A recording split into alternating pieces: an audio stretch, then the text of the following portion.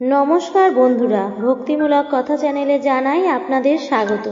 বন্ধুরা, আজ আমি এই ভিডিওর মাধ্যমে আপনাদের কাছে দুটি বিষয় নিয়ে আলোচনা করব। বন্ধুরা, যে দুটি বিষয় নিয়ে আলোচনা করব তা হলো এক বিশেষ সংযোগে এবার সরস্বতী পুজোর দিনের একটি বিশেষ সময়, যে সময়ে প্রার্থনা করলে মাতা সরস্বতী আমাদের সকল মনস্কামনা পূর্ণ করবেন। এবং আরেকটি বিষয় হলো সরস্বতী পুজোর দিন একবার হলেও খেতে হয় এই একটি বিশেষ খাবার। শিক্ষা ও কর্মজীবনে সমস্ত বাধা বিপত্তি দূর হয়, মা সরস্বতীর আশীর্বাদে জীবনে সাফল্য আসে, সৌভাগ্য আসে। তাই বন্ধুরা, ভিডিওটি অবশ্যই শেষ পর্যন্ত দেখুন।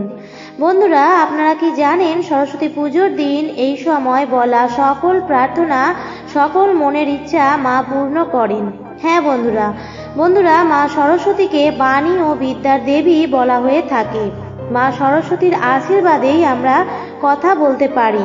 এই জন্য বাড়ির বড়রা আমাদের বলে যে কারুর ব্যাপারে কখনো আমাদের খারাপ বলতে নেই, কারণ এই পৃথিবীতে বহু মানুষ কথাও বলতে পারে না।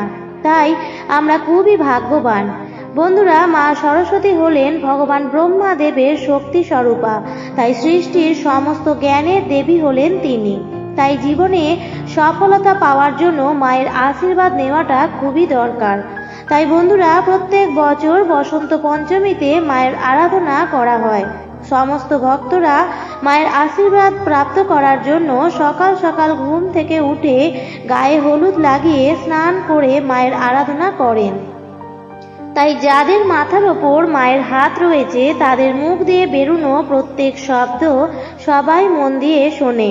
ফলে কলেজে, চাকরি বা ব্যবসায় যে কোনো জায়গাতেই তাদের কখনো থেমে থাকতে হয় না। সহজেই তারা সফলতা অর্জন করে। যে কোনো মানুষকে তারা কথার মাধ্যমে বশ করে ফেলতে পারে। ফলে জীবনে সে মান সম্মান, টাকা পয়সা এসব কিছুই প্রাপ্ত করে।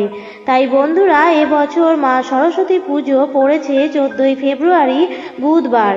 সরস্বতী পুজো পঞ্চমী তিথিতে হয় 13ই ফেব্রুয়ারি 2024 মঙ্গলবার রাত্রি 8টা বেজে 13 মিনিট থেকে পঞ্চমী তিথি শুরু হচ্ছে এবং পঞ্চমী তিথি থাকবে 14ই ফেব্রুয়ারি বুধবার সন্ধ্যা 6টা বেজে 5 মিনিট পর্যন্ত।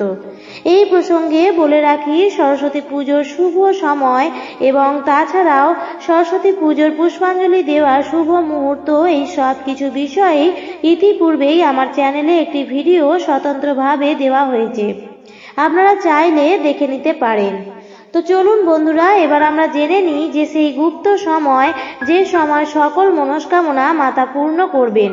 তবে বিস্তারিত আলোচনার আগে আপনারা যদি এই চ্যানেলে নতুন হয়ে থাকেন তাহলে অবশ্যই চ্যানেলটিকে সাবস্ক্রাইব করে পাশে থাকা বেল আইকনটিকে ক্লিক করে দেবেন। আর ভিডিওটি দেখে যদি ভালো লাগে তাহলে ভিডিওটিতে একটি লাইক করবেন এবং পারলে আপনজনের মধ্যে শেয়ার করে দেবেন। তো চলুন বন্ধুরা, এবার বিস্তারিত আলোচনা করা যাক। বন্ধুরা, শাস্ত্র অনুসারে ব্রহ্ম মুহূর্তের ঠিক আগের সময় 3:10 থেকে 3:15 মিনিট পর্যন্ত সময়টি খুবই উত্তম বলে মনে করা হয়। শাস্ত্র অনুসারে এই সময় মা সরস্বতী আমাদের জিভে অবস্থান করেন। তাই সরস্বতী পুজোর দিন এই সময় যদি আপনি মাকে নিজের মনস্কামনা জানাতে পারেন তাহলে অবশ্যই আপনার সকল মনস্কামনা মা পূর্ণ করবেন। আর যারা পড়াশোনা করেন, অর্থাৎ যারা শিক্ষার্থী, তারা অবশ্যই এই দিন গায়ত্রী মন্ত্র জপ করবেন। আর এই মন্ত্রটি হলো ওম ভূর্ভুবস্সঃ তৎসবিতুর্বরেণ্যং ভর্গো দেবস্য ধীমহি ধিয়ো ইয়ো নঃ প্রচোদয়াৎ। ওম। বন্ধুরা, আপনারা এই মন্ত্রটি 11 বার, 21 বার, 51 বার অথবা 101 বার মালা জপ করবেন। একটি মালা অর্থাৎ 108 বার জপ। পরিষ্কার জামাকাপড় পরে এবং শুদ্ধ হয়ে আসনে বসে এই মালা জপ করবেন। মালা জপ করার আগে হাতে সামান্য জল নিয়ে নিজের মনস্কামনা মাকে বলে একটি সংকল্প নেবেন যে আমি এতগুলো মালা জপ করব, তার বদলে মা আমার সকল মনস্কামনা তুমি পূর্ণ করো। এরপর বন্ধুরা, দ্বিতীয় যে বিষয়টি হলো তা নিয়ে আলোচনা করব। বন্ধুরা, 14ই ফেব্রুয়ারি বুধবার সারা দিন ব্যাপী সরস্বতী পুজো থাকলেও পুজোর একটি শুভ মুহূর্ত থাকে। তাই সারাদিন ব্যাপী পুজো থাকলেও পুজোর যে শুভ মুহূর্ত সেই শুভ মুহূর্তেই পুজো দেওয়ার চেষ্টা করবেন। কিন্তু পুজো দেওয়ার আগে এই শুভ দিনে কিছু বিশেষ কাজ কিন্তু আমাদের সবাইকেই করতে হয়, তাহলেই আমরা প্রকৃত অর্থে মা সরস্বতীর আশীর্বাদ পাব। বসন্ত পঞ্চমীর তিথিটি একটি পুণ্য তিথি, তাই এই দিন বেশি বেলা পর্যন্ত ঘুমাবেন না। খুব সকাল সকাল শয্যা ত্যাগ করবেন, চেষ্টা করবেন ব্রহ্ম মুহূর্তে অর্থাৎ সূর্যোদয়ের আগেই শয্যা ত্যাগ করার, এবং বিছানায় বসেই এই যে প্রথমেই যে কাজটি আপনারা সবার আগেই করবেন, অর্থাৎ দিনের শুরুতেই প্রথম যে কাজটি আপনারা করবেন সেটি হচ্ছে নিজের হাতের তালু দর্শন করা। বন্ধুরা, এই জিনিসটি কিন্তু খুবই অত্যন্ত ভালো একটি জিনিস। নিজের হাতের তালু দর্শন করলে সৌভাগ্য লাভ করা যায়। বলা হয়, করাগ্রে বসতে লক্ষ্মী, কর মধ্যে সরস্বতী, কর মূলে তু গোবিন্দ, প্রভাতে কর দর্শনম। অর্থাৎ হাতের সামনের অংশে ধনদেবী, মাঝখানে বিদ্যার দেবী মা সরস্বতীর বাস এবং গোবিন্দ অর্থাৎ ভগবান বিষ্ণু উৎপত্তি স্থলে অবস্থান করেন। তাই সকালে সবার প্রথমেই নিজের হাতের তালু দর্শন করা উচিত।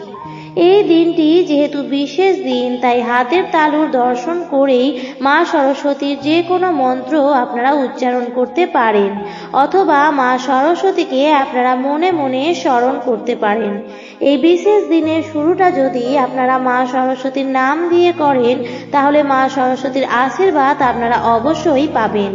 তারপর শয্যা ত্যাগ করার পরে আপনারা শুদ্ধ হয়ে নেবেন, অর্থাৎ স্নান সেরে নেবেন।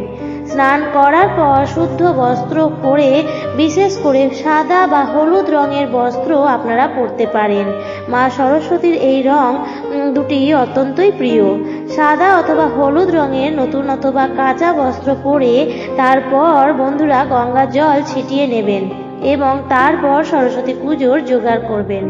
মা সরস্বতীকে যেখানে বসাবেন সেখানে একটু সুন্দর করে আলপনা দিয়ে দেবেন। মা সরস্বতীর সামনে মা সরস্বতীর কিছু প্রিয় জিনিস আছে যেগুলি নিবেদন করতে একদমই ভুলবেন না। মা সরস্বতীর যে ফুল ছাড়া পুজো অসম্পূর্ণ, সেই কাঁচা হলুদ রঙের গাঁদা ফুল বা হলুদ রঙের যে কোনো ফুল, তাছাড়া পলাশ ফুলও মা সরস্বতীর অত্যন্ত প্রিয়। সাদা পদ্ম মা সরস্বতীর অত্যন্ত প্রিয়। আমের মুকুলও জোগাড় করার চেষ্টা করবেন। তাছাড়া দূর্বা, বেলপাতা এগুলি অবশ্যই জোগাড় রাখবেন। এছাড়াও মা সরস্বতীর কিছু প্রিয় ভোগের কথা বলে দিয়েছি, যেগুলি সেই ভোগগুলি আপনারা অবশ্যই নিবেদন করবেন। ভোগের মধ্যে প্রথমেই আসি সাদা বা হলুদ রঙের যে কোনো মিষ্টি। মা সরস্বতীর সাদা বা হলুদ রঙের মিষ্টি অত্যন্ত প্রিয়। তাছাড়াও খিচুড়ি ভোগ মা সরস্বতীর অত্যন্ত প্রিয়। আর ক্ষীর ভোগ অর্থাৎ সাদা ক্ষীর বা পায়েসের ভোগ মা সরস্বতীর অত্যন্ত প্রিয়। তাই ভোগ হিসেবে আপনারা এই সমস্ত জিনিসগুলো নিবেদন করবার চেষ্টা করবেন। সরস্বতী পুজোয় বলা হয়, হলুদ রঙের মিষ্টি নিবেদন করলে দুর্ভাগ্য কাটে এবং জীবনে সফলতা আসে। মা সরস্বতীর কৃপা দৃষ্টি না হলে আপনারা জীবনে কোনো পদক্ষেপই সফল হবেন না। তাই মা সরস্বতীর পুজোর দিন অবশ্যই মা সরস্বতীর এই প্রিয় ভোগ অর্পণ করুন। সরস্বতী পুজো উপবাস করেই করতে হয়। সকালবেলার কিছুক্ষণের উপবাসে শরীরের এমন কিছু অসুবিধা হবে না।